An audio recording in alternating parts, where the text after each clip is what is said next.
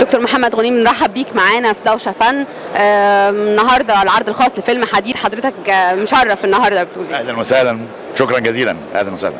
جاي تتفرج على الفيلم؟ طبعا جاي اتفرج على الفيلم، وجاي اقول خلاص هنرجع بالفن الكويس تاني، ومبروك علينا، مبروك لعمرو سعد صاحبي وحبيبي واخويا. وانا جاي اقول له عايزين كمان، عايزين احسن، عايزين نرجع نقول الفن راجع تاني، عايزين نقول زي ما كنا من 50 سنة تاني دخل لمصر بعد قناة السويس. يلا يا جماعة، عايزين نبقى الدخل الأول. يعني مصر تستحق كتير، مصر عملت كتير، واحنا نمتلك من المثقفين والموهوبين وكل الناس كويسين في كل المجالات أكيد. بالنسبة لحضرتك بقى، كنت منور مؤخرا في الصياد. كلمنا بقى عن ردود الفعل الجميلة اللي وصلت لحضرتك من الجمهور.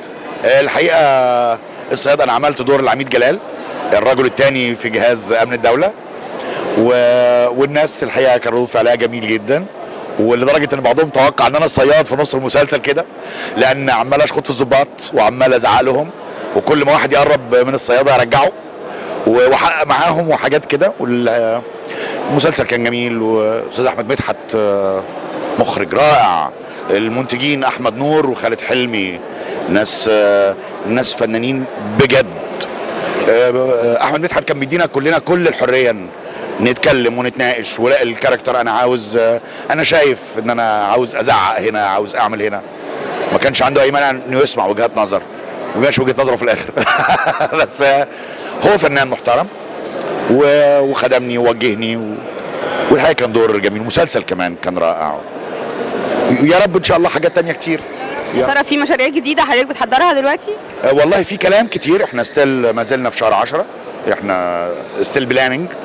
في عروض كتير، في مع الاستاذ سليمان خشاب، مع المخرج محمد علي، في سيت كوم اتعرض عليها النهارده. في حاجات كتير ان شاء الله، في عروض 6 أو 7 اعمال، ان شاء الله نختار الافضل ويتم منهم الافضل وينجح منهم الافضل يا رب. عايزين نعرف بقى سر اتجاه حضرتك للفن. حضرتك دكتور، كلمنا عن الموضوع ده بقى. انا مش دكتور بس، انا دكتوراه في الجهاز الهضمي كمان، انا دكتوراه في الطب يعني.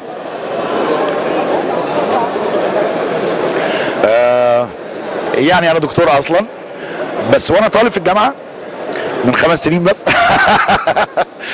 كنت بمثل فريق مسرح في الجامعه، عملنا حاجات حلوه قوي، اخدت ممثل اول جامعات مصر برضه من 5 سنين بس. وبعدين اشتغلت بقى، اشتغلت ماجستير ودكتوراه وبشتغل في الطب يعني. وبعدين بما اني كنت بيقولوا شاطر شويه في الطب، بدات اعالج الفنانين، والفضل اني اعالج الفنانين لخالد يوسف، هو اللي كان بيعرفني على الفنانين. وبعدين بعد شويه الاستاذ كمال منصور والاستاذ محمد علي اخذوني في اهل كايرو عشان اعمل محامي اهل كايرو. نجح الدور يعني، المسلسل خد بعضه وخدني معاه ونجح. بس من هنا بدات بقى، انا عندي دلوقتي 21 مسلسل، اخرهم الصياد، اشهرهم حكايه حياه، كان دور ملفت وشهرني الحقيقه.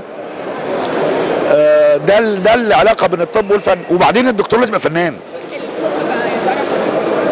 ما زلت اعمل بالطب، ما زلت اعمل باكل عيشي من الطب، انا اهوى الفن ما زلت، لكن يمكن احترف.